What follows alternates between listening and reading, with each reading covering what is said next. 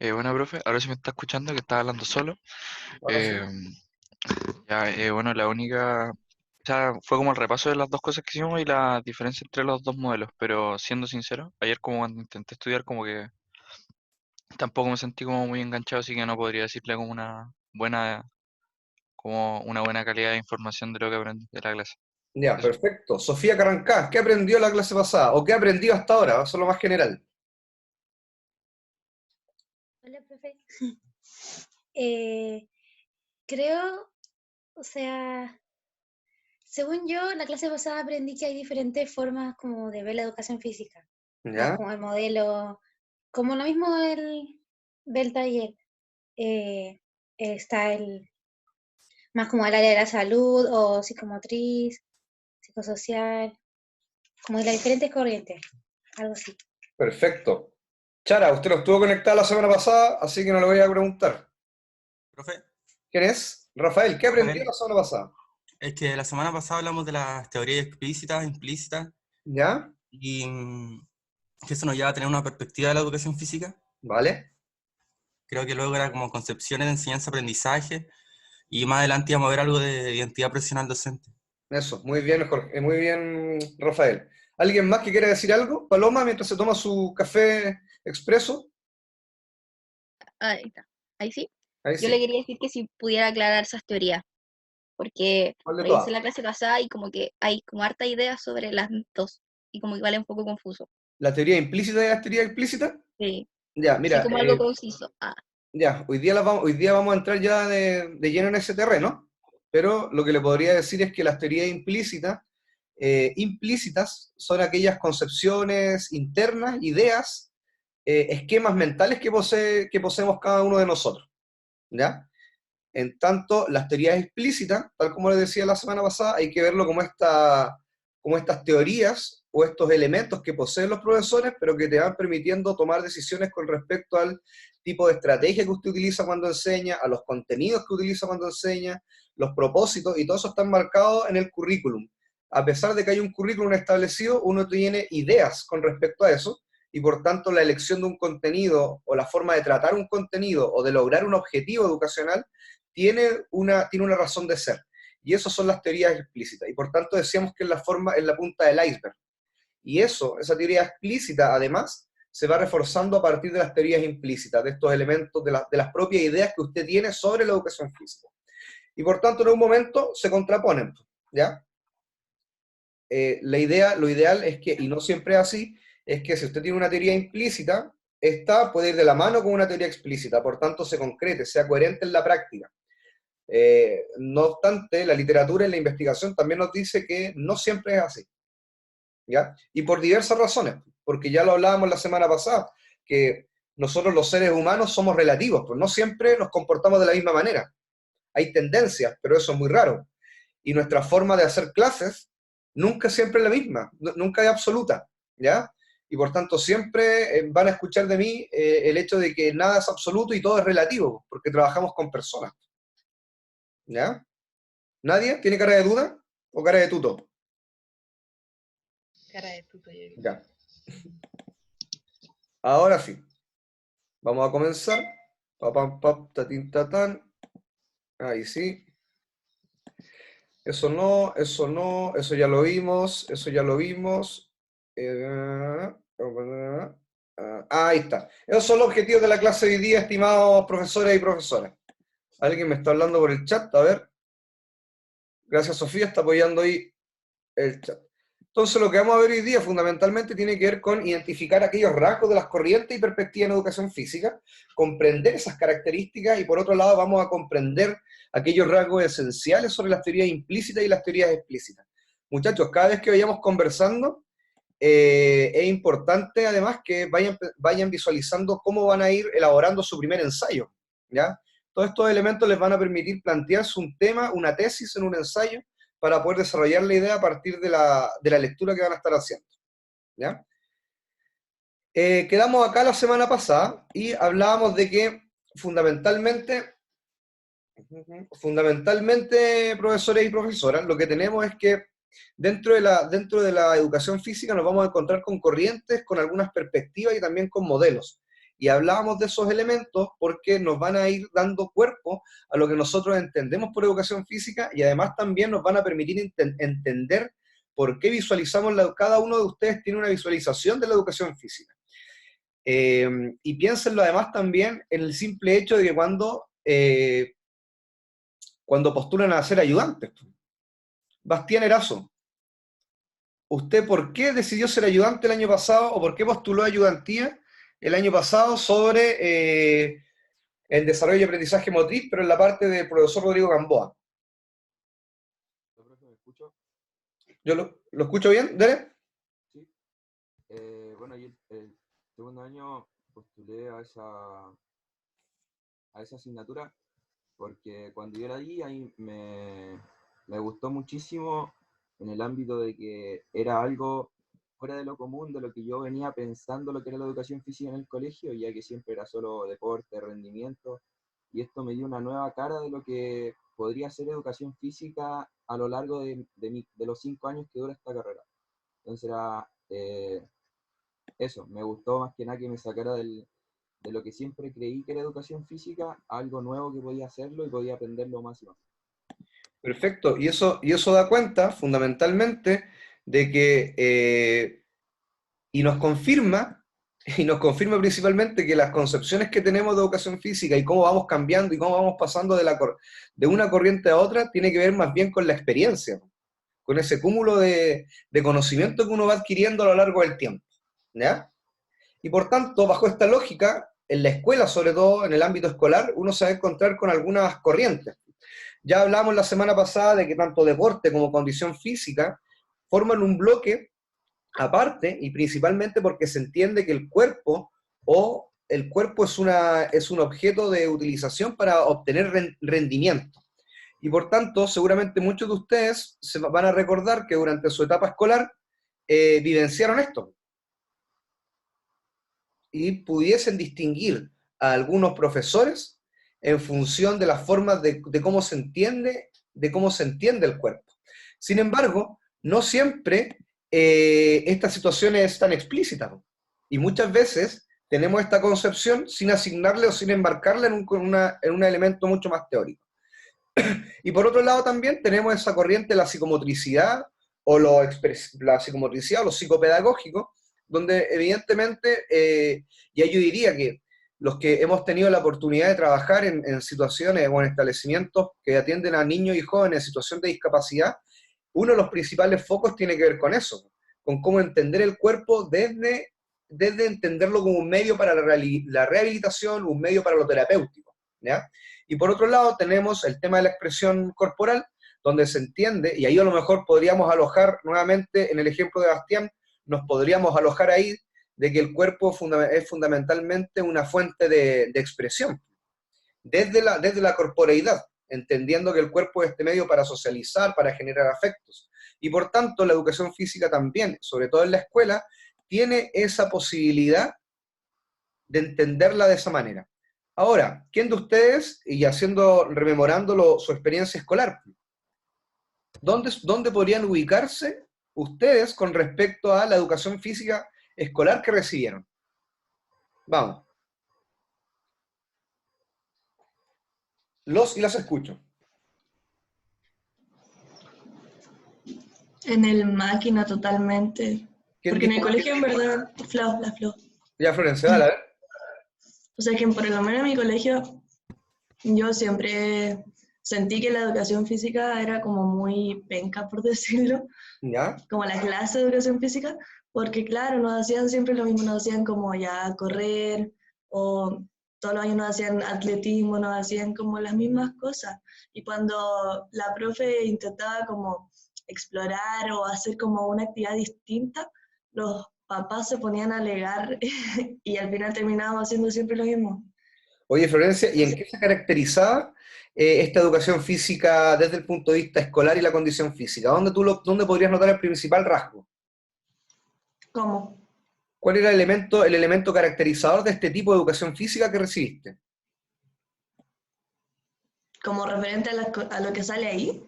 ¿Sí? De la corriente en la cual te declaraste que te formaste durante tu etapa escolar. Ah, como en deporte.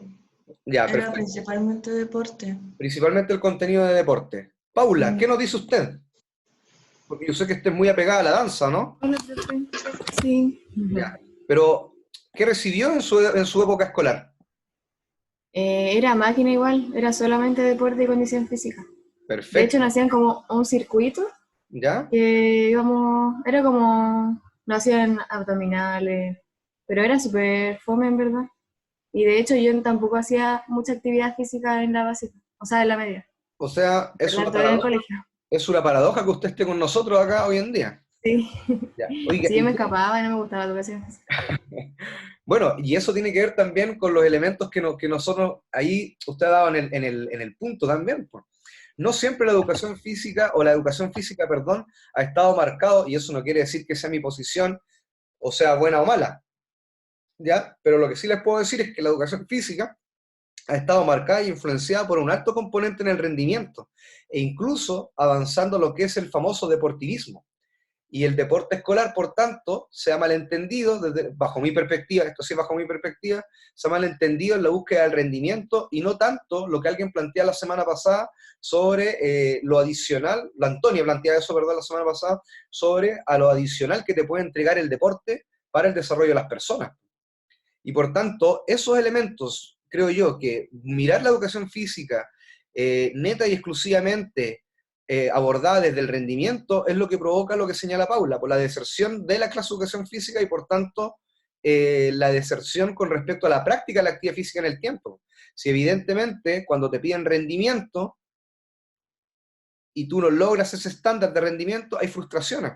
La literatura y la investigación nos dice que, imagínense que las damas, hay un punto de quiebre, las damas a los 14 años, pasado la adolescencia, o la parte, la pubertad, iniciada la pubertad principalmente, comienza un descenso en la práctica de actividad física y mi mayor deserción en las clases de educación física. Y eso no me extrañaría, al menos en Chile, porque evidentemente nuestra tendencia está más inclinada hacia nuestro lado izquierdo de la pantalla, a la condición física y al deporte. ¿Ya? ¿Quién ha tenido una experiencia distinta?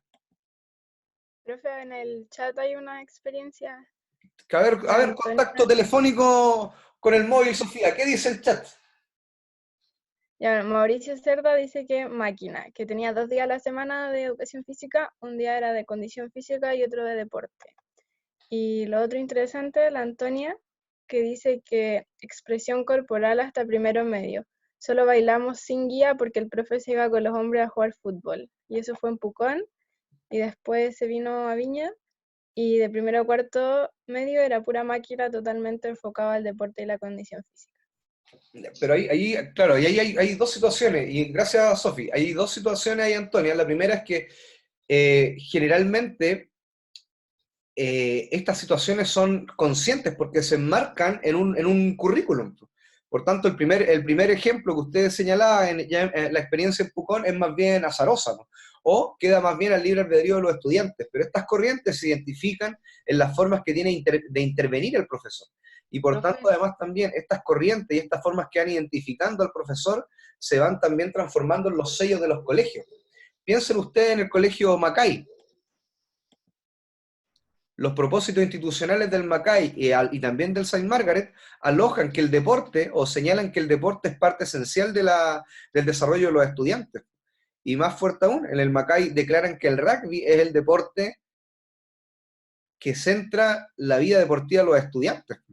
Y por tanto, no solamente, esto va trascendiendo no solamente entre los profesores, sino que trasciende también en las formas que tienen los establecimientos de mirar el deporte. ¿Ya? Y todos estos elementos lo que nos dicen es que fundamentalmente son formas particulares de comprender el cuerpo, la noción y la connotación que le damos al cuerpo en cada una de estas corrientes de la educación física. ¿Ya? ¿Dudas, preguntas hasta ahí? ¿Cómo vamos? Profe, yo, ¿Quién es? Nadia, Nadia. que yo cuando estaba en la básica estaba en el ramo de educación física, supongamos 2 veces a la semana, y un tercer día había un ramo que era como una extensión de la educación física que se llamaba recreación. ¿Ya? Y ahí era solo juegos todo el día, juegos así grupales y de ingenio, y jugábamos así la hora completa. o los 45 minutos que eran de solo juegos, pero era como un ramo aparte que se había agregado de la educación física. ¿Y dónde Nadia, acá bueno, lo preguntas tú, pero además también lo pregunta la Fernanda en el chat, ¿dónde usted podría visualizar, o ese tipo de clase, dónde crees tú que podría estar más enmarcada? ¿En qué corriente? Yo creo que la de educación física seguía siendo un poco de condición física, pero la de recreación era un poco más expresiva, estaba orientado más hacia lo de la derecha. Perfecto. Oye, y con respecto a lo que plantea Fernanda, Fernanda en el chat dice, pero bueno, ¿qué pasa cuando jugábamos libremente? Perdón, ¿qué pasa cuando no es un profesor de educación física? Esto es, trasciende a si eso no es o si ha estado formado en un ámbito de la educación física. ¿Por qué? Porque inevitablemente esa persona que les tocaba realizar ese elemento o esa clase, esa intervención pedagógica en ese momento, también tiene concepciones sobre lo que es la educación física. Y por tanto, más allá del conocimiento y más allá de la experiencia que tenga este individuo para realizar la clase, también su intervención pedagógica se aloja en una forma de entender la educación física. Y ya nos ha pasado muchas veces, y por eso también en el tiempo, fíjense ustedes que la educación física en el tiempo pasó a ser la clase de gimnasia. Y eso tiene que ver con las formas de visualizar, las formas que tiene una persona de entender, de las corrientes que tiene un profesor de entender la educación física, las corrientes y las escuelas que lo alojan detrás de eso, y por eso también las formas de entender el cuerpo. Y eso se entiende además también que no todo es al azar, sino que hay decisiones que se van tomando en función de los sujetos, insisto, de la experiencia. Y por tanto, la semana pasada habíamos hablado también de un elemento bien interesante, que lo quiero dejar acá, que tiene que ver con la praxeología motriz. La praxeología motriz, muchachos, profesores y profesoras, tiene que ver, y acá a los que son un poco más analíticos en la forma de entender la intervención en educación física, la praxeología es una ciencia que surge en Francia fundamentalmente, y su traducción de la praxis son las acciones, y por tanto, es una acción práctica. Y lo que hace la praxeología es analizar las acciones motrices. Y por tanto, la praxeología lo que hace es incluso establecer modelos matemáticos de relaciones entre distintas situaciones que ocurren en la educación física, en un juego en particular o en un deporte en particular. Y lo que hace fundamentalmente es analizar las acciones motrices dentro de una situación motriz en particular. Y acá va un ejemplo. Por tanto, el ejemplo es el siguiente. Te dice que al menos en un juego en particular, como lo son las pilladas, existen rasgos que te permiten analizar las pilladas de una forma en particular. Y para eso define 7 universales de la praxeología motriz. ¿Ya? Y en estos 7 universales de la praxeología motriz lo que te dice es, primero, bueno, vamos a ver qué tipo de comunicación existe dentro del juego. Y a ese universal le llama de comunicación o de contracomunicación. Cuando no hay oposición y solamente hay colaboración, es un juego más bien con énfasis en la comunicación motriz. Hay un traspaso de información.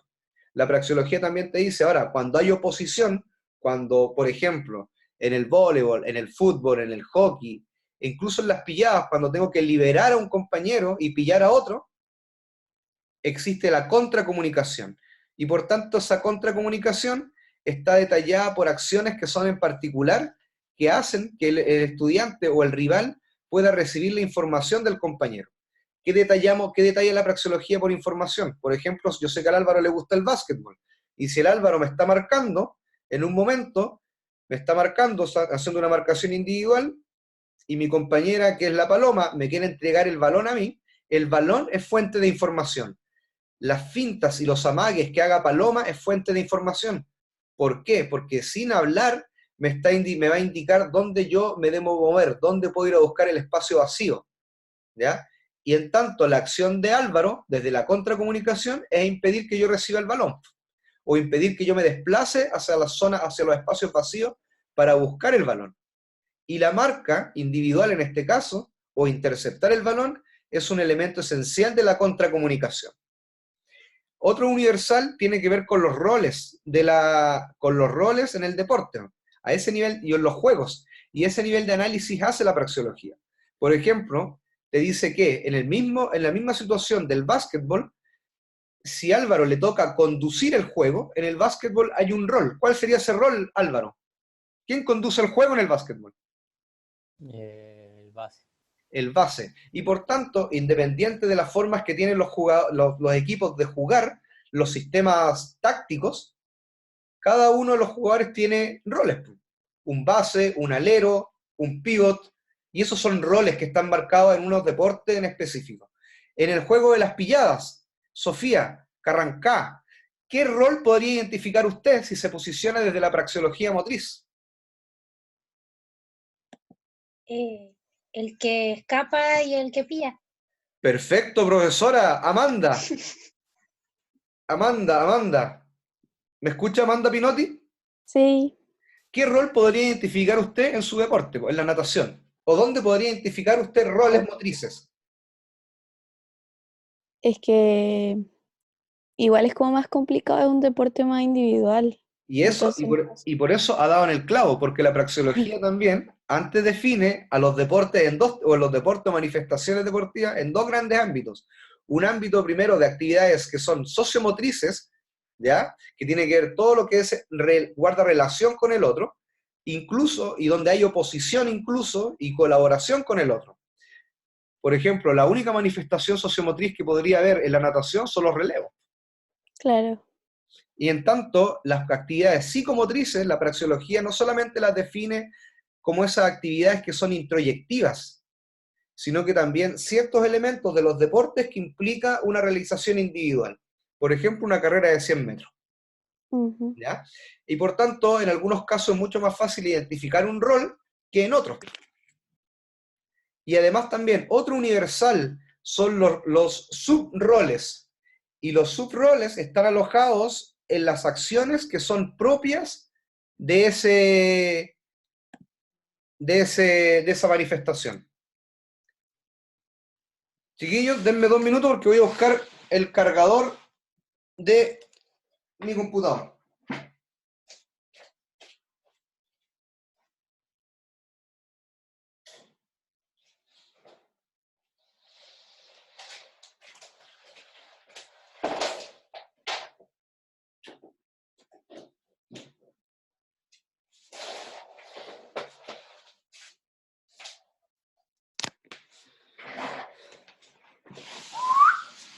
¿He vuelto?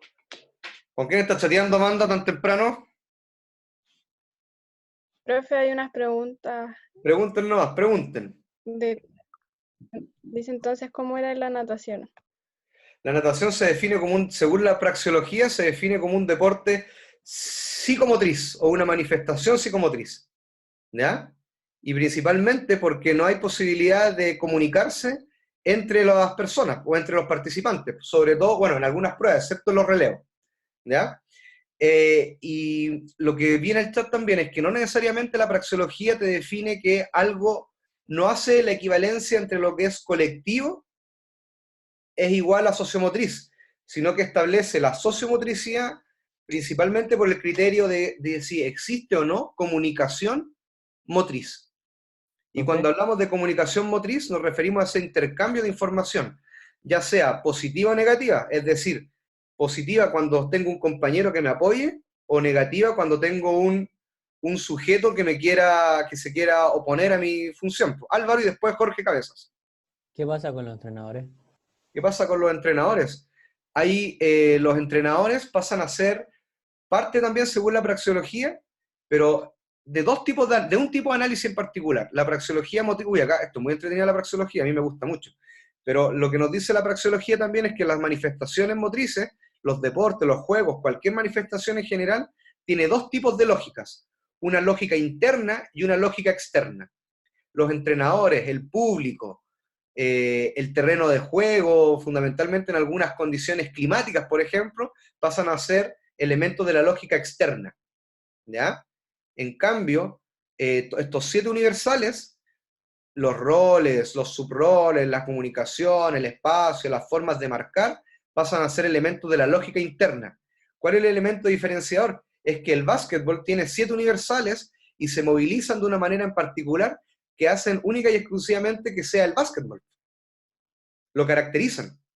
Si cambiamos o movemos uno de estos elementos de la lógica interna y buscamos y establecemos otro tipo de relaciones entre estos universales, ya no sería básquetbol. ¿Qué pasa si dentro de los roles tú le asignas al base que sea el único que puede conducir el balón con el pie? Ya no es básquetbol.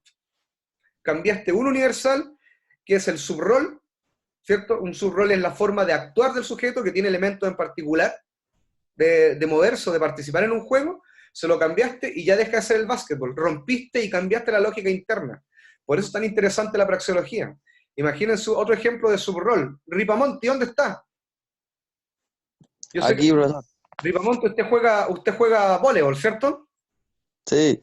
Ripamonti, ¿cuáles son, defíneme usted, cuáles son las acciones propias, por ejemplo, del líbero en el voleibol? La recepción de antebrazo y con dedo. Perfecto, y eso evidentemente es un subrol o una acción motriz que le es, que se espera que solamente haga él, ¿cierto? O sea, no que solamente haga, pero está limitado a realizar ese... Perfecto, y por tanto esa limitación te hace entender de que esos subroles son propios de él, ¿ya? Claro. Independiente que los otros lo puedan hacer, pero tiene subroles específicos.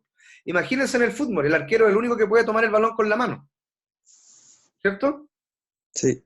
Y por tanto un subrol del fútbol, y específicamente de un rol que es el arquero, es que pueda tomar el balón con la mano. Y así va definiendo esta praxeología y va analizando bajo estos universales todas las tareas motrices, situaciones motrices en juego, ¿ya? Por eso la praxeología es tan interesante y surge en Francia como otro modelo, otra forma de entender también y visualizar la educación física. Jorge Cabezas. Hola, profe. Hola, hola. No, yo tenía una duda, pero en verdad ya lo aclaró, que era como unos ejemplos de subroles, para que me haga Ya. más claro. Perfecto, ¿no? Los subroles son única y exclusivamente aquellas acciones motrices que realizan sujetos o participantes en una situación en particular. Otro elemento que tiene Aquí tengo una duda. ¿Quién es? Mauricio. Mauricio Bustos. Sí. Dale, Mauricio. Yo tengo una duda. Vale. Es que según la definición de praxeología, esa tiene dos características, que puede ser sociomotriz o psicomotriz.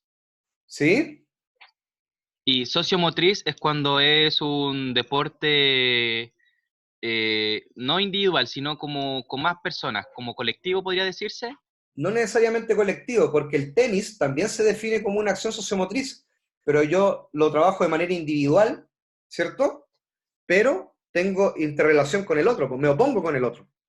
Y por tanto, en el otro hay formas de contracomunicarse. Por tanto, también la define como una manifestación sociomotriz. ¿Ya? Aquel deporte, un deporte, por ejemplo, el andinismo, o no sé, pues yo sé que el Diego, yo lo he visto por ahí, el Diego Ponce anda por ahí, ¿o no? Ahí está Diego Ponce. Sí. Yo lo he visto ahí en algunas partes que usted hace escala, ¿no? Sí. Ya, pues. Y eso sería una manifestación sociomotriz o psicomotriz. La verdad que me pilló volando bajo. Pero ¿Qué piensa usted? yo creo que sociomotriz, pero... ¿Por qué Espérame. sociomotriz? Sociomotriz. No, profe, me mentiría si le digo que sé bien. Estaba como paviando. Ya, no importa, no se preocupe. Yo la definiría como psicomotriz principalmente porque no se establece comunicación con el otro. A no Ya. ser que haya O sea hay que una disciplina. netamente como que uno tiene que tener información de otra persona para ser socio. O sea, Así es. psicomotriz. Así es, porque Que... son situaciones mucho más introyectivas que dependen única y exclusivamente de la resolución del otro. ¿Ya? Ya. El Es que papel no del sé si otro. considerar como el medio como una entrega de información hacia uno. Porque, por ejemplo, uno cuando escala, o como lo que yo hago, que es boulder, uno como que no necesita a la otra persona. Uno netamente saca una colchoneta, pero la roca, lo que uno está escalando, uno le entrega harta información, uno sabe cómo tomarlo, qué Perfecto. fuerza Oiga, hacer. Diego, Es que por eso como que ahí me dejó como como pillo. pensando. Sí, No, porque pero oiga, no necesariamente la persona me entregaría información. Yo creo que el medio me entregaría más informaciones que otra persona conmigo mismo. Y con eso usted ha dado en el clavo, amigo mío. Porque principalmente otro universal de la praxeología motriz es la incertidumbre o el nivel de incertidumbre que me entregan los otros y el medio. En las actividades principalmente psicomotrices, que me entrega incertidumbre, es ese nivel de resolución, ¿cierto? Del nivel de información que me entrega el medio. En las actividades que son psicomotrices, las entrega principalmente el medio. Ya. Y ahí podemos caracterizar a todas estas actividades que se dan en la naturaleza. Ya, profe. En cambio, en los deportes o en las actividades sociomotrices, no solamente pensando en el deporte, sino que, por ejemplo, en las quemadas, la incertidumbre me la entrega el medio, pero además me la entregan los compañeros y además me la entregan los rivales. ¿Ya? Ya, o sea que ahí como cada uno van abriéndose como más parámetros para poder medir esto, ¿no? Correcto, por eso son los universales que van determinando las características que me da cada una de estas manifestaciones para poder hacer un análisis de las acciones. ¿Y qué nos dice en definitiva la praxeología motriz? Es que nuestras acciones motrices tienen un sentido, ¿cierto? En las manifestaciones que nosotros donde participemos, pero además cobran un sentido en función de las lógicas internas de los deportes. Por eso a mi parecer la praxeología motriz es tan interesante cuando usted va a diseñar un juego, porque tienes que considerar todas las variables. Si no consideras todas estas variables, al menos estos universales motrices, para diseñar, por ejemplo, unas buenas pilladas, es cuando el estudiante no tiene información y por tanto viene esta transformación del cambio de las reglas que pueden hacer en el juego los mismos estudiantes. Nevenka no entendió, me dice en el chat que no entendió los roles y los subroles, ¿cierto, Nevenka? ¿Ya? Lo voy a explicar nuevamente. En una determinada manifestación, por ejemplo, las pilladas, jugar a las pilladas, existen roles. Y esos roles tienen que ver con lo que me compete a mí hacer dentro del juego. Si jugásemos si dividiésemos el juego o lo clasificásemos el juego de las pilladas, ustedes saben que, bueno, ustedes pasaron recreación, pero saben que el juego de las pilladas tiene múltiples formas de llevarse a cabo. Uno contra todos a pillar a uno, o uno a uno. Y por tanto, esos elementos de clasificación también te los propone la praxeología. Pensemos que si fuésemos uno contra todos, hay dos roles ahí, el que pilla y los que escapan, ¿cierto? Pero si yo a juego le dijera, bueno, vamos a usar comodines, y esos comodines solo se van a preocupar de rescatar a los que pillamos. Podríamos ponerle un nombre a ese rol, imagínense, le ponemos los rescatadores, y ahí ya tendríamos 3 roles dentro del juego. ¿Ya? En un deporte establecido como el básquetbol, tenemos, ahí Álvaro me corrige, por si acaso, pero yo identificaría el base, el ayuda base, ¿o no? El alero, ¿sí? El alero, Sí. Y el pivot. Y el ala pivot. Y el ala pivot. O sea, 5 roles para 5 jugadores, ¿cierto? ¿Ya? ¿Nevenka, vamos bien? ¿Y los rivales no son un rol? No, porque esos rivales también ocupan los mismos roles, pero en su propio equipo. ¿Ya? Ahora, vamos con los subroles. En el caso del juego de las pilladas, quien pilla es el único que tiene la posibilidad de pillar. Por tanto, per se, ya es un subrol. Ahora, el subrol se define en las formas que tiene de pillar. Si este juego de las pilladas fuese con un balón, sería que el subrol sería que el jugador que pilla sería el único que tiene la posibilidad de pillar con el balón lanzando el balón a quien escapa. Ese sería su subrol, su acción. La única forma de pillar es lanzándole el balón. Ahora, si usted me dice, el subrol también puede ser con el balón y además tomándolo de la camiseta o solo tocándolo, ahí tiene otros subroles asociados. Otras acciones, otras formas de llevar a cabo su rol. ¿Me expliqué bien?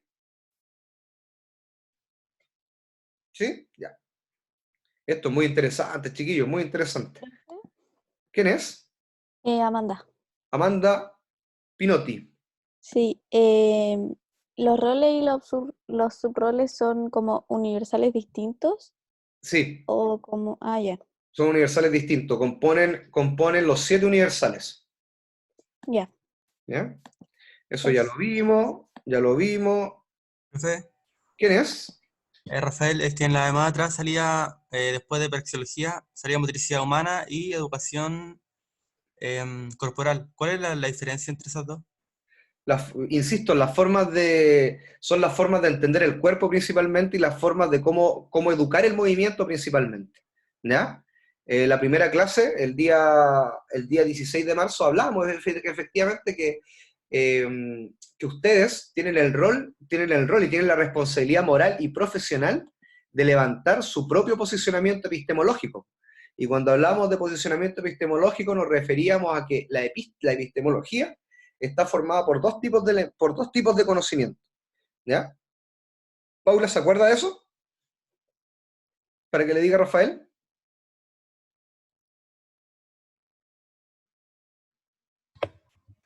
Tengo que buscarlo, profe, porque no me acuerdo. Ya, ¿quién se acuerda de los tipos de conocimiento en la epistemología? 9 horas. Ya. Lo voy a avanzar yo para ir un poquito más rápido, para que no nos atrasemos. Cuando hablamos de epistemología, Rafael, hablábamos de que hay un tipo de conocimiento que es ordinario, que es este famoso el doxa, y la epísteme, que es el conocimiento más que se levanta a partir de la revisión de la literatura, del conocimiento científico, es un conocimiento mucho más establecido.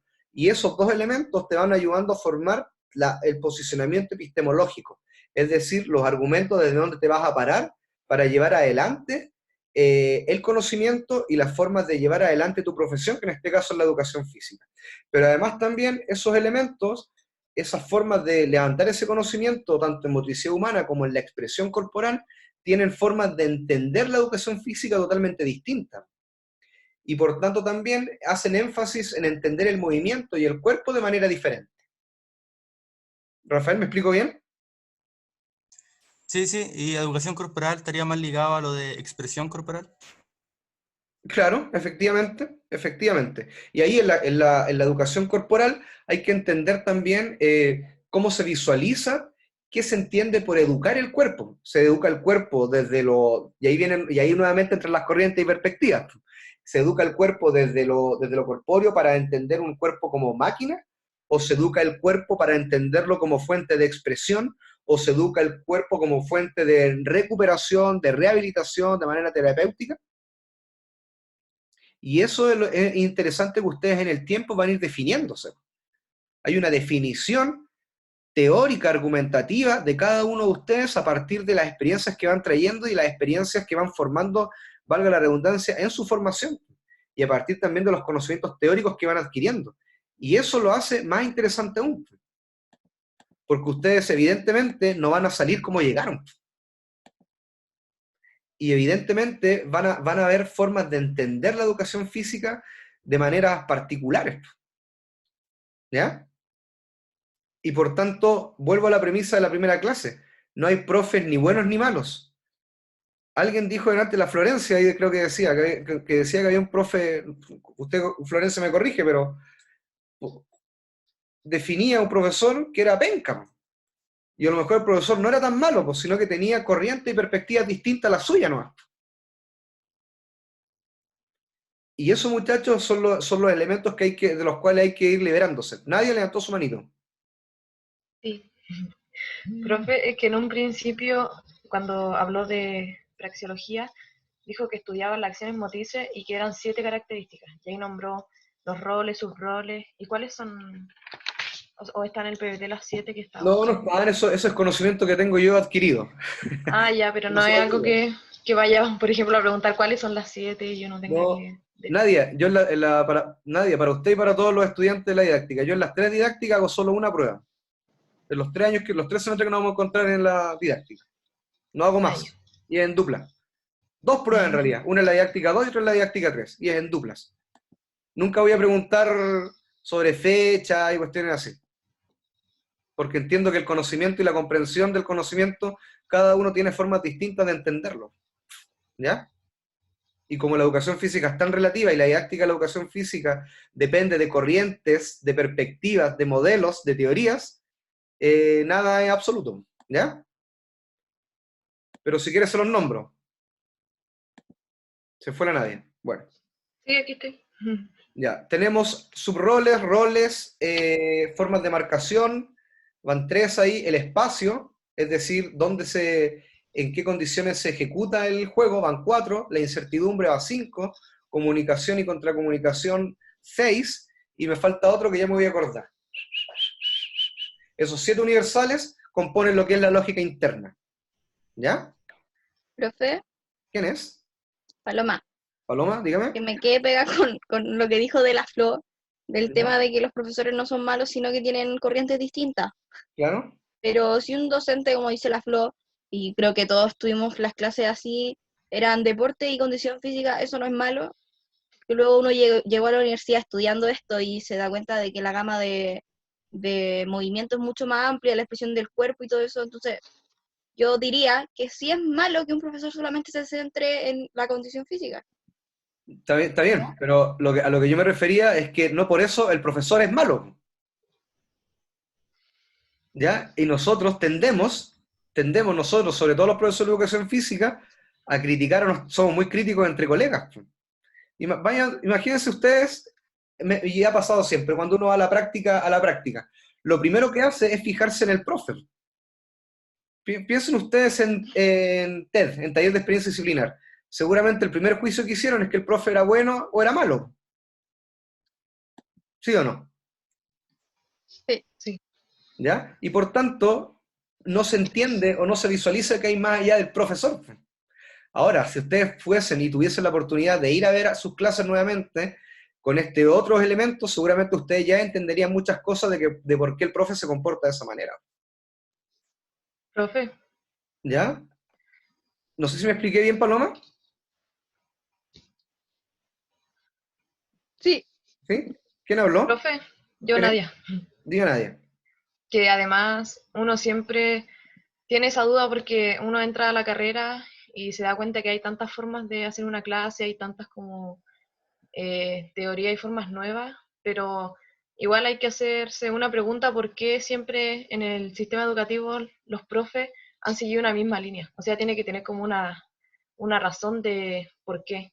Quizá uno critica, pero al momento en que uno vaya como in situ a un colegio a hacer clases, se va a encontrar que tiene algunas limitaciones, que lo que tenía planeado quizá no se puede realizar tal como uno lo planeaba. Sí, pero ahí Nadia, es bastante interesante lo que tú planteas, porque claro, una cosa es que el profesor cometa errores profesionales o errores disciplinares que son imperdonables, independientes de las corrientes que tenga, ¿cierto? Eso uno. Pero lo otro también es entender el rol del profesor dentro de la educación física en función de estos elementos.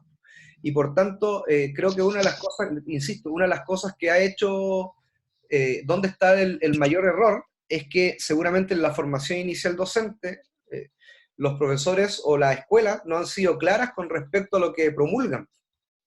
¿Ya? Han sido muy difusas. Y en ese hay un ejemplo bastante claro.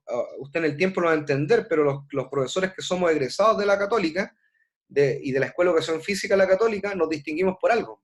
Tenemos un sello en particular, porque tenemos una formación en particular. Imagínense que en el tiempo, antes del año 98, la escuela, ustedes saben que la escuela surgió el año 63, ¿cierto? Ese fue el primer año de vida de nuestra escuela, el año 63.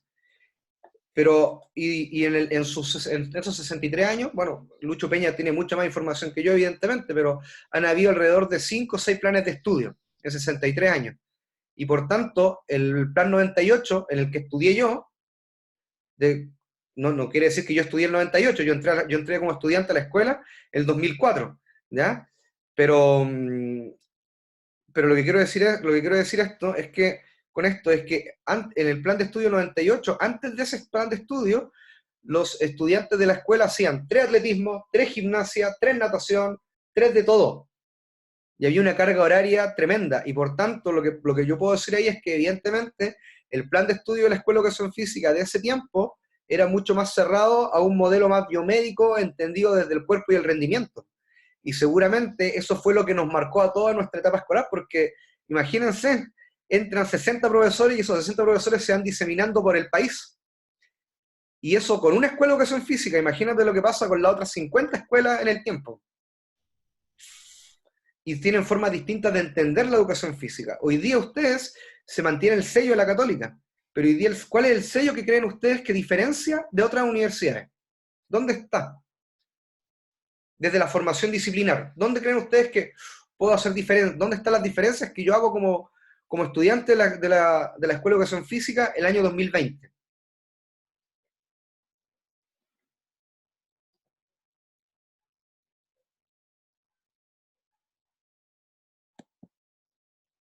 Piensen en eso, hagan esa reflexión y la conversamos el jueves, ¿ya? Chiquillos, ustedes tenían una tarea, ¿cierto? ¿Quién hizo la tarea? Yanevenka, muestre su cuadro comparativo. Avanti. Le toca a usted hacer la clase. A usted y al resto, vamos. Profe, pero es que yo está malo porque llené como 3, porque yo leí como el de anatomía, todas esas cosas. Y sabe que lo leí como 7 veces y no, jamás me quedó claro. O sea, si usted me pregunta del texto, lo voy a entender, pero jamás supe relacionarlo así como con el colegio o algo así, porque es que no sé en qué momento lo relacionó. A lo más decía así como que en distintos países eran distintas las formas de cómo se le decía educación física, como anatomía, pero nada más. Entonces, si lo doy, va a ser una. Ya, no importa. Dejémoslo ahí en la banca. ¿Quién se atreve? ¿Quién hizo el modelo Profe. crítico o sociodeportivo? ¿Quién fue?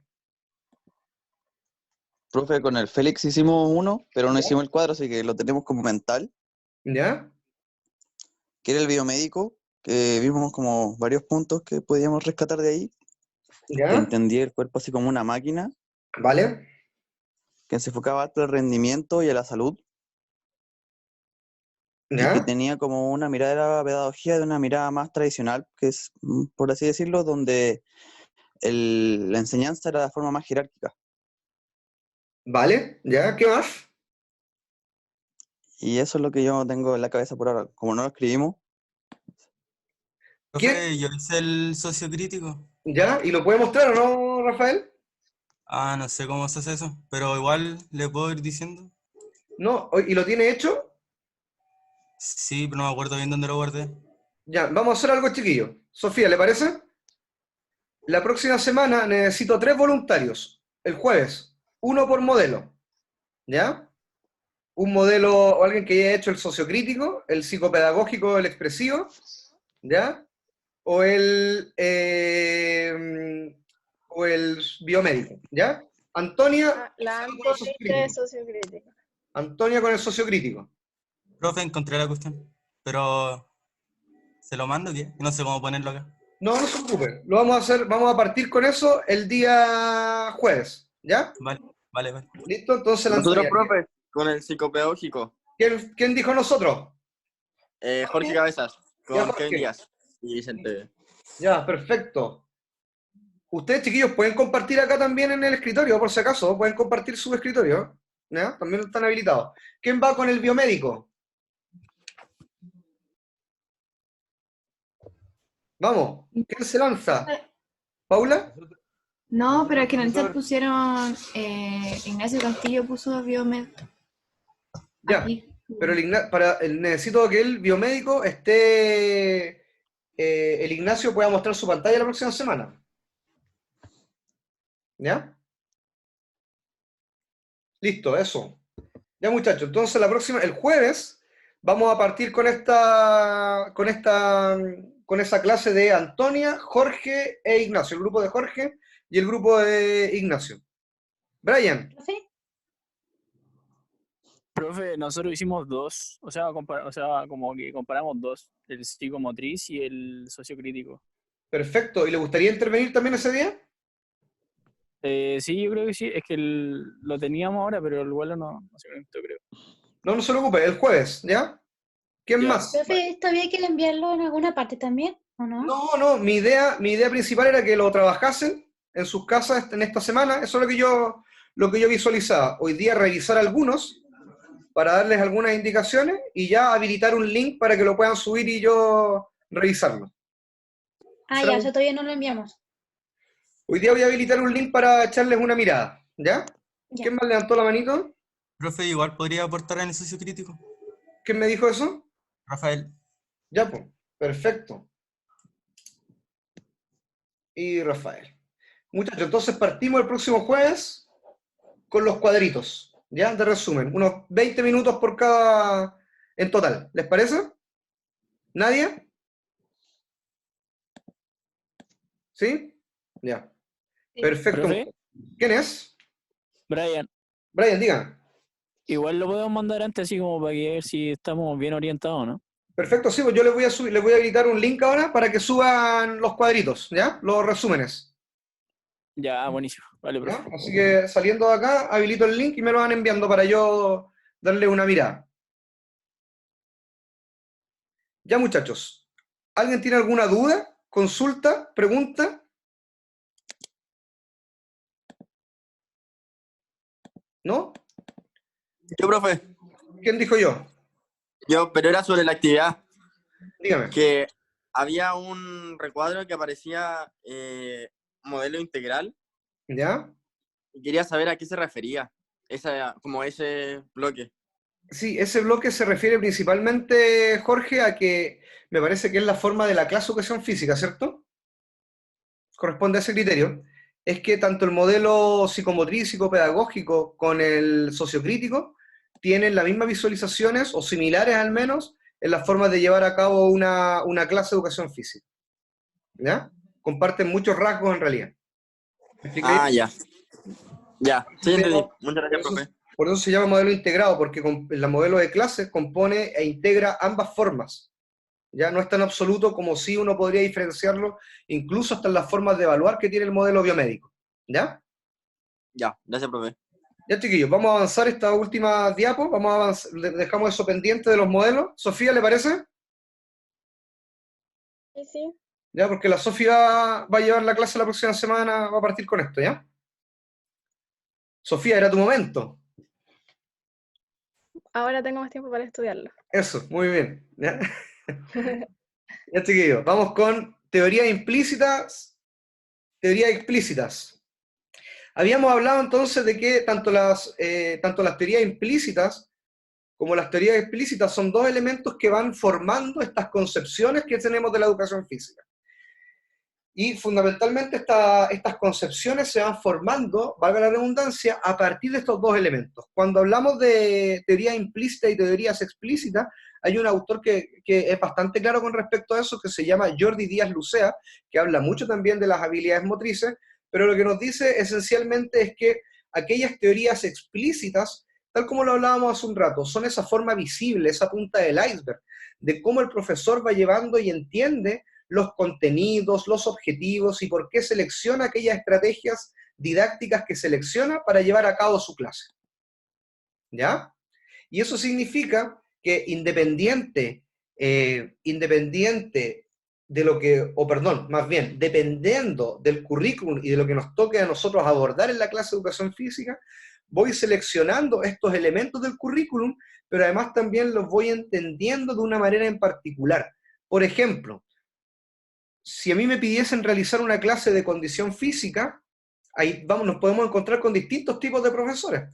Una clase de condición física, por ejemplo, orientada neta y exclusivamente, única y exclusivamente al rendimiento, a la obtención de un rendimiento, a medir en función del rendimiento, pruebas que son estandarizadas para medir el rendimiento, como las pruebas que tomamos en desarrollo y aprendizaje motriz, ¿se acuerdan? ¿Ya? O otro profesor de educación física va a entender ese contenido desde una mirada un poco más sociocrítica y va a incluir en este modelo de condición física, va a incluir elementos vinculados a la salud. ¿Y por qué lo miramos de un punto distinto? De un punto distinto, porque va a intervenir o va a llevar a la práctica estos elementos desde otra forma de llevar adelante el contenido para lograr el objetivo. Y en este caso se hace interesante porque además, si miramos la condición física desde la salud, evidentemente la clase va a cambiar. ¿Ya? Y tiene la forma de llevar estos elementos de manera distinta. Un mismo contenido para un mismo objetivo lo están llevando de manera diferente. Y esas formas de entender la educación física, ese conjunto de principios, de formas de llevarla adelante, de las estrategias para enseñarlo, están regidos por estas teorías que son más explícitas. ¿Ya? ¿Dudas? Y por otro lado, tenemos un conjunto de teorías que este mismo autor nos dice, ojo, son las creencias personales, las historias de vida, las experiencias de vida, incluso las formas de entender ciertos conceptos, ahí se refiere a constructos teóricos que tiene el profesor para llevar adelante este proceso de enseñanza-aprendizaje. Por tanto, insisto, el concepto de condición física, si bien todos conocemos su definición, tenemos formas de llevarlas a cabo o de entenderlo de manera distinta, y esas formas de entenderla distinta son lo que hacen o influyen directamente estas teorías que son implícitas. ¿Ya? Y estas creencias, conjuntos de vida, de experiencias personales, concepciones del fenómeno de la educación física, están enmarcados y en un momento, ¡pum!, chocan, se encuentran. ¿Cuándo se encuentran? Cuando vemos al profesor de educación física actuar, llevar a cabo su clase. Si hubiésemos estado en momentos de presencialidad, hubiese sido interesantísimo que hubiésemos tenido la posibilidad de ir a ver una clase práctica para identificar estas formas de entender la educación física. Ahora, yo les podría dejar el ejercicio en las clases prácticas que han tenido. Identifiquen, sean capaces de identificar algunas teorías implícitas y explícitas del profesor, de las que vamos a ver a continuación. Y por tanto, lo que nos dice la literatura es que tanto las teorías implícitas como explícitas de la educación física, lo que hacen en algún momento es encontrarse. ¿Dónde se encuentran? Cuando el profesor hace su clase. En la parte ejecutiva. O según Mosca-Moston, ¿cómo se llama esa etapa, Paloma?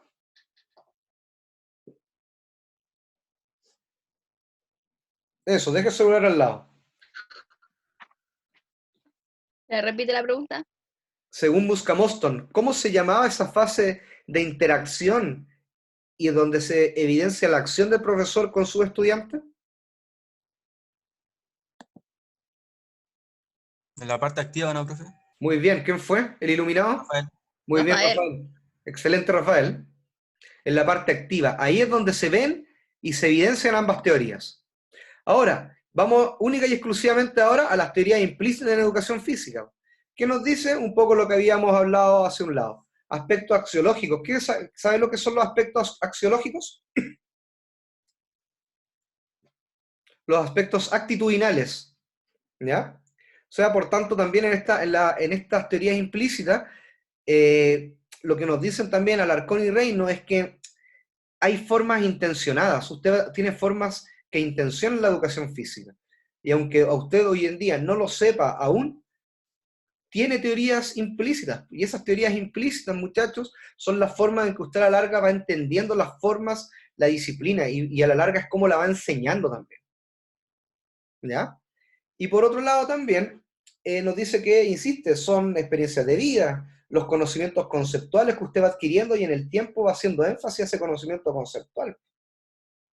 Por tanto, en algún momento yo sé de que este grupo de profesores y profesoras, evidentemente su formación profesional la van a ir orientando algunos más hacia el deporte, hacia el rendimiento, otros hacia la expresión, otros hacia una mirada más crítica de la educación, y eso incluso van a tener momentos de conocimiento conceptual, donde van a seleccionar conceptos y van a leer tipos de literatura vinculado a esa área principalmente, porque tiene que ver con las teorías implícitas que cada uno y una trae. Los aspectos axiológicos tienen que ver con las formas de entender los afectos y estos aspectos sociales de la educación física. La práctica misma, ya habíamos hablado de que las teorías implícitas se articulan con las teorías explícitas y eso se ve en la práctica. Y luego también la forma, en el caso de educación física, de entender la salud. ¿Cuál es acá hace una salvedad? Y explican efectivamente que la salud va a tener a partir de las teorías implícitas van a haber algunos que hacen énfasis o no en este aspecto de la salud y otros que no tanto. Y eso está implicado también con respecto a las teorías implícitas. Y he puesto la salud acá fundamentalmente porque sabemos que es un muerto que se le ha cargado la educación física últimamente. ¿Ya? No quiero decir que sea ni bueno ni malo, pero ¿la educación física también se tiene que hacer cargo de la salud de las personas? ¿Se debe englobar única y exclusivamente la educación física a la salud? ¿Quién dijo yo? Profe, y en el área de la salud también se ve qué tipo de salud, no solo física, sino también mental y una salud como social, por decirlo así, que es la interacción entre las personas, entre los grupos. Perfecto, pero los profes de educación física, ¿necesitamos más de qué hacernos cargo? Yo creo que la salud va más por el lado de la nutrición. ¿Ya? A ver. Que la salud es integral, igual es un todo. Está la parte de nutrición, está la parte social, está la parte psicológica, física. Claro, pero pensemos en algo también. El hecho de que los niños estén gorditos hoy en día y que tengan malos resultados en las pruebas SIMS de educación física, siempre el único responsable es el profesor de educación física. Y por tanto la salud es un elemento multifactorial e interdisciplinar. Claro, depende de varias disciplinas que trabajan, que son especialistas en el área. Por Pero eso, como porque decía, la psicología sería como alguien que sabe más de psicología o gente que puede trabajar en colegio, como psicopedagogo y cosas así. La nutrición igual, pero los nutricionistas y así. Es como de varias disciplinas que se juntan para poder tener el objetivo. evidentemente, claro, pero hoy día la educación física tiene también otras preocupaciones, ¿sí o no? Y eso lo que estamos haciendo ahora es discutir en función de posiciones nuevas, pues epistemológicas, a partir de corriente y perspectiva. Mira qué bonito, ¿ya? Vamos a ver algunas teorías, muchachos. Algunos autores definen algunas teorías implícitas, ya las vamos a ir viendo en...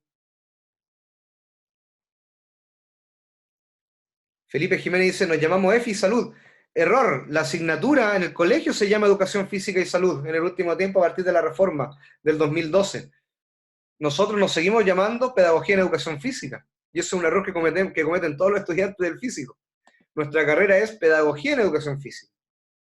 Todavía no ha cambiado a Pedagogía en Educación Física y Salud.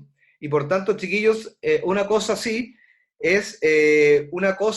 es entender de que la salud hoy en día es un elemento fundamental porque está en el discurso mundial, ¿cierto? Donde nosotros debemos ser parte para construir, pero no 100% responsables. Ahora, entender la educación física desde un punto de vista desde la salud es distinto, ¿ya? Pero no es única y exclusivamente la salud. Por tanto, hay que entender, muchachos, que la educación y la pedagogía, principalmente, tiene otros elementos que van mucho más allá de eso, de aquello. Yo al menos siempre me voy a posicionar desde la motricidad humana, por tanto entiendo que el ser humano es más que salud. Ahí Rafael lo decía hace un rato, si nosotros vamos contribuyendo en otros aspectos de la salud, vamos a contribuir al desarrollo, pero no solamente enmarcado en ese concepto, sino que hay que ir un poquito más allá, ¿ya? La teoría de la salud, esta la definen principalmente Miguel Ángel Delgado, tiene un artículo con respecto a este tipo de teorías, y define la teoría de la salud nuevamente implícita ahí. Ahí está el tema, pues. ¿Se han dado cuenta ustedes que le estamos dando énfasis única y exclusivamente a la teoría de la salud en el último tiempo? Y seguramente en el tiempo la situación país y mundial va a cambiar. Seguramente en el tiempo ya no va a ser la salud como primer énfasis. O a lo mejor nos vamos a dar cuenta de que nuestros niños, niñas y jóvenes están faltos de expresión y por tanto todo el discurso, incluso político, se va a llevar hacia el lado de la teoría expresiva. Y en algún momento vamos a entender de que la educación física es un área fundamental en la pedagogía y seguramente vamos a ser la principal disciplina del currículum.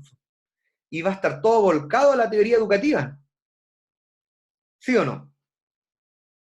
Por tanto, bajo mi perspectiva, es complejo situarnos única y exclusivamente o hacer énfasis única y exclusivamente a estas teorías de la salud. En algún momento fue la teoría del rendimiento, pero hay otras más, ¿ya? La teoría de la salud implícita, la que ustedes pueden traer con respecto a esto, es que está vinculada a la recuperación, a la rehabilitación. Son dos conceptos claves. Cuando hablamos de la teoría recreativa, se centra principalmente en la diversión, el entretenimiento, el ocio. ¿A quién agruparían, a qué profesor de la escuela podrían agrupar en la teoría recreativa? ¿A cuáles profesores de la escuela? Richard. ¿A quién Antonio más? López. Al Richard Antonio López. Y eso se las tiré muy fácil, porque además son las asignaturas vinculadas a las que hacen. ¿A quién englobarían o a quién meterían en la teoría de la salud? Cristi. ¿A quién más? Fernando. Al Fernando, ¿a quién más? Macmillan. Macmillan, ¿a quién más? Luis Espinosa. También. Veamos la otra teoría, a ver, la teoría expresiva, y tiene que ver con qué nos dice la literatura, con el dominio del cuerpo expresivo. Por tanto, se entiende el cuerpo que no solamente es una forma de obtener un rendimiento, sino que también formas de comunicar.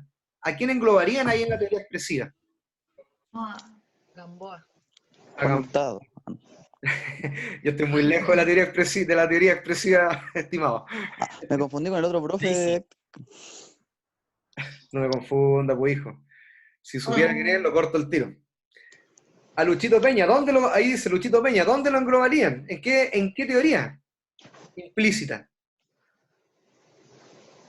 Una o más. ¿Florencia?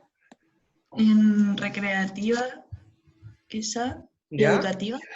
Mira, No sé, aunque es la educativa. No, perfecto, muy bien. Y así podemos hacer ese ejercicio durante todo el día. A ver, veamos acá. Teoría educativa, valor formativo, desarrollo integral del individuo. Y por tanto, ¿por qué les digo esto? Porque hay un libro bastante interesante que es de Durkheim, y Durkheim lo que nos dice en su texto de Educación y Sociología es que primero hace la diferencia clara entre pedagogía y educación. Y lo que nos dice en primer lugar es que la educación es un proceso que es durante toda la vida y que no necesariamente se realiza en la escuela, sino que también ustedes en algún momento como padres, como hermanos, van a tener un rol educativo también. Y Durkheim también lo que nos dice en esta Educación y Sociología, nos señala que la educación se define como aquel proceso de una persona mayor, donde toma un sujeto más pequeño para entregarle ciertos elementos para que este sujeto se pueda insertar en la sociedad. Y ahí luego hace la salvedad con pedagogía, ¿ya? Pero evidentemente, claro, desde la teoría educativa hay profesores que se sitúan o tienen esa teoría implícita donde se entiende que la educación, y sobre todo la educación física, va mucho más allá de un momento en particular, de una clase en particular, sino que también hay otros rasgos que empiezan a definir la personalidad del individuo y que le permiten contribuir al sujeto para que éste se pueda desarrollar, pero en el curso de la vida, ¿ya? Y otro elemento es la teoría del rendimiento, y por tanto nos dice acá que esta teoría del rendimiento, vuelvo al ejemplo de Florencia, el rendimiento, el deporte son elementos esenciales para el desarrollo del sujeto, y por tanto esos sujetos deben cumplir ciertos estándares para lograr los objetivos. ¿Ya? ¿Estamos en la hora ya o no? Parece. Sí, ya me pasé, como dicen por ahí. 9:25 creo que terminamos. Ya, chiquillos, los voy a dejar hasta ahí. La próxima semana seguimos con teoría implícita, pero con estos otros autores que hablan sobre teoría interpretativa, expresiva, productiva, dependiente y emancipatoria. Última pregunta. Si hablo de teoría emancipatoria, ¿a qué modelo se puede referir? ¿Con qué modelo podemos hacer la relación? Los que leyeron los documentos. ¿Qué cosa, profe? ¿Puede repetir? Si tengo la teoría emancipatoria, Jorge, que proponen en algunos textos Reino y Alarcón, ¿a qué modelo de la educación física lo puedo relacionar? ¿Una teoría emancipatoria?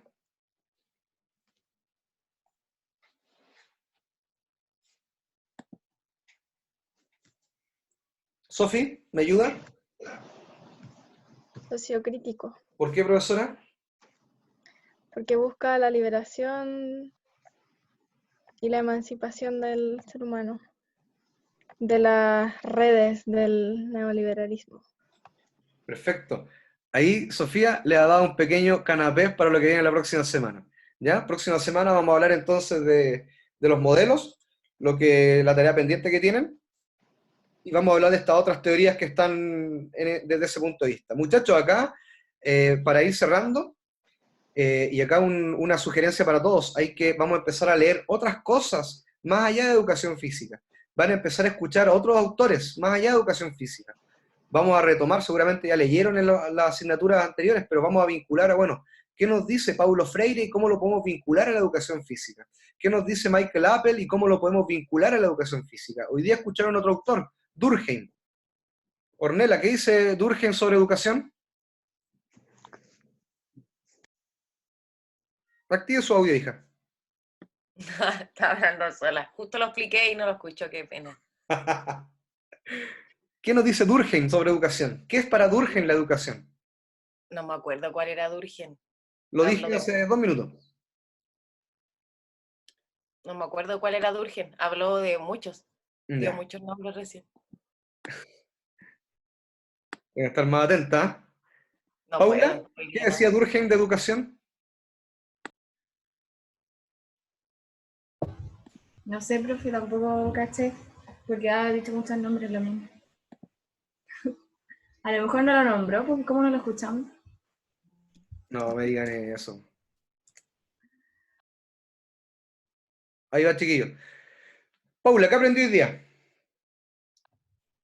Hoy día aprendí las teorías explícitas e implícitas del el profesor de EFI. Perfecto. La praxeología motriz ¿Ya? y las 7 universalidades de la Universales. praxeología. Universales. Universales de la Perfecto. praxeología. Brian, ¿qué aprendí hoy día, Brian Olivares? Lo mismo que la Pauita, profesor. ¿Ya? ¿Y algo adicional a la Paula? Que tengo que ir más a clase porque estaba medio colgado. Ya, eso es una muy buena reflexión, Brian. Si se dan cuenta, quien falta a clase se pierde y ya vamos muy rápido. Muchas veces. Amanda, ¿qué aprendí hoy día? ¿Quién dijo yo? Yo, la Sofi. Sofi. Sí, es que a mí me gustaría mencionar algo igual, que la Anto había puesto que ella cree que en el mundo falta bajar la ansiedad y el estrés, y que ella cree que con un modelo psicomotriz se puede lograr más eso y con la meditación y todo. Entonces yo le respondí igual en el chat, pero también me gustaría mencionarlo, que acuérdense que estos modelos no es que hay que elegir sí o sí 100% uno o el otro, sino que cuando uno descubra cuál es la teoría implícita que lleva detrás, va a saber usar los modelos y la estrategia y los estilos, todo lo que vamos a ver más adelante en pos de lo que uno quiere lograr. Entonces es importante conocerlos para saber cómo utilizarlos según mi teoría implícita, pero no es 100% uno o 100% lo otro. Eso quería dejar en claro. Gracias, Sofi. Ornella, que no se le olvide.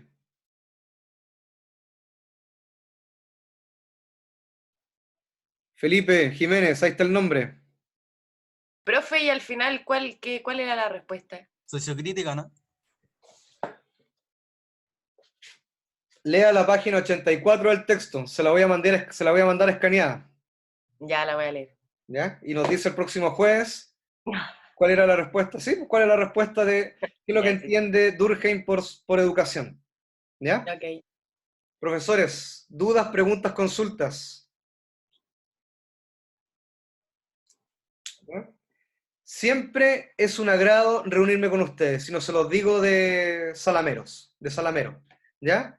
Me gusta mucho levantarme temprano a la clase de hoy día. Próxima semana, entonces, parte la Sofía con el cuadro. Yo hoy día voy a habilitar los 2 links. La Sofía va a hacer la clase. Y luego vamos a continuar con teoría implícita y ya vamos a avanzar al siguiente tema de identidad profesional docente.